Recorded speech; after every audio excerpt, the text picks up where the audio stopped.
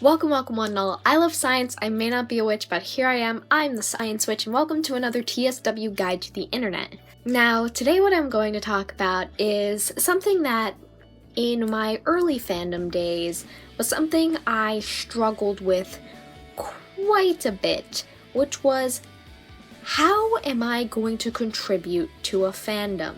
I thought I was completely out of luck when it came to contributing. There are so many ways to contribute to a fandom. It's crazy. So what I'm gonna do is I want to cover different ways for someone like you, the average person, to contribute to a fandom. I'm obviously going to touch on the obvious ones, fan art and fan fiction. Those are probably the two most obvious ways to contribute to a fandom. Those are the most common and most popular ways to contribute to a fandom. Now, like I said, fan art and fan fiction is super common, super popular, which is the same word as common. God damn, what is with me and all these synonyms? Is not as easy to do as you think. When it comes to writing good, unique fan fiction, you have to take in consideration how you write the characters, what kind of scenario they would be in. Is it an AU or is it canonical events? Are you getting your information down correct? There's a whole slew of a checklist you need to classify these things, and I know this because I used to write fan fiction when I was younger, which was a few years ago, which wasn't that good because everyone was OC or out of character, and the scenarios just didn't make sense if they were going off canonical events. Nothing matched up, and it just makes it harder to read for people who are, I guess you can say, veterans in the fandoms, because they may be expecting a certain level of quality, and if that doesn't meet the criteria, they could turn away. But hey, there are people who will read any content. Fanfiction is a lot harder than you think it is. It's not just jotting down stories. The creative writing process is difficult. If you draw something that came to your mind, it is highly unlikely that there's going to be something exactly like that somewhere else.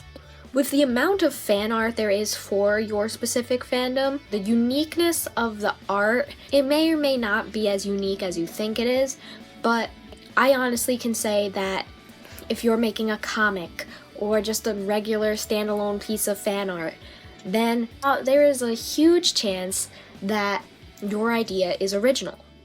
And that's what's great about fan art, because creativity and ideas are distributed in so many different ways with so many different art styles that it's almost impossible to replicate someone else's unless you decide to blatantly steal their artwork, which is a problem for a fan art creator, because if your fan art is like very great quality, it is super important to create a watermark to put on these pictures, because a lot of people like to steal artwork, which is horrible, and it's just, I don't know, it's despicable in my eyes. But there are risks when it comes to fan art. Other things to do in fandoms, or at least on things like Vine, or small YouTube videos, edits. These edits take fan art and usually display them as in lyric videos with a series of effects and, well, music. They're fun to watch. I love watching edits, which is why I spend so much time on Vine, because the edits are so fun. Oh, the edits are great. There are so many really, really talented edits, really talented people making these really great edits that I wish I could make them, but it requires some different software, or apps at least, and it's time consuming, but it's still, finding different songs that relate to different characters or ships is really where this kind of editing comes into play, because then you can add all these different images and filters and music to show the characters' personalities or the kind of relationship that this ship has. And honestly, it's got to be one of my favorite pieces of contribution. But much like fan art, these are subject to theft quite often, which again is a shame. I've seen people get their artwork, get their edits re-uploaded all the time, and it's just like, why would you do that? And especially when people take credit for it, it's like, that's not yours. Just stop. It's aggravating. Another part of contributing to a fandom is theorizing. All you have to do is really come up with an idea, and if you can find things to back that idea, you can make it into a theory. And if you spread this theory, other people will see it and can contribute more things to support this theory, and it just goes around and around, and it can become something huge. And who knows, you could even be right. For example, the Gravity Falls fandom had a theory about Stan having a twin brother for a long time before Ford was introduced. And it's like, wow.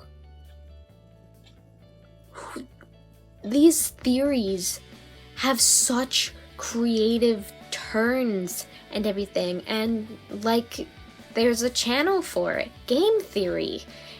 It's got some of the most bizarre yet enticing and well-supported theories I have ever seen. I love watching Game Theory. It's something that makes you think, and you can just get so wrapped up in a theory, and it's super fun, but yet there's also the possible repercussions of people who don't agree with your theory, who will call you out on this, and one person can single-handedly ruin a theory.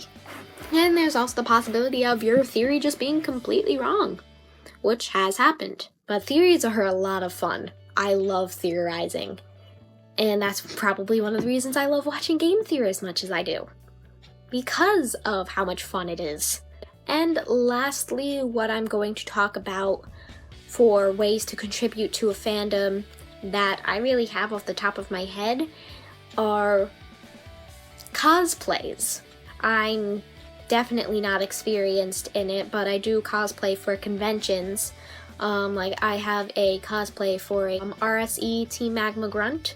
I have a cosplay for Dirk Strider. I have a cosplay for Bill Cipher. Is that it?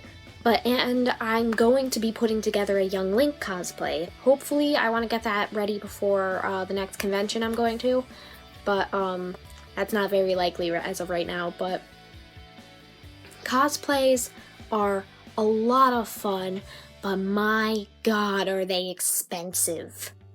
Depending on whether or not you want to make your own cosplay or not, there comes to the fact of buying wigs and outfits or the materials to make the outfits. And it gets to the point where it's so costly that it's hard to do many well-made cosplays because of how much money they cost.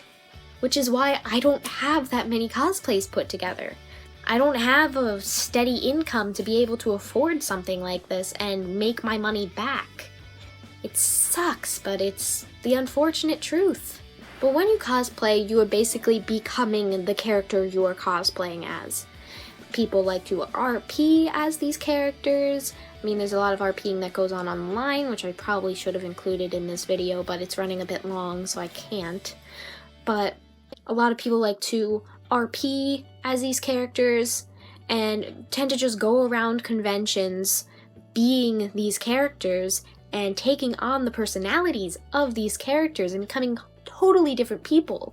And cosplays are probably the most immersive into fandoms because you are literally becoming part of the fandom because they're so creative and extraordinary. I love cosplaying, but unfortunately, like I said, its major downfall is how costly it is. And there's also the fact that people can be very critical over cosplays, which is unfortunate, but everyone's a critic. So those were a few different ways that people contribute to fandoms, and those are probably the most common ways to contribute to a fandom. If you have other ways that you contribute to a fandom or have seen being contributed to a fandom, leave it in the comments below. Who knows, maybe if we get a lot, I'll do a two-parter to this video. You guys know what to do. So thank you so much for taking your time to watch this video. If you enjoyed what you saw, take a stab at that like button to let me know, and I hope to see each and every one of you sometime in the very near future. Take care of yourselves, everyone. Bye!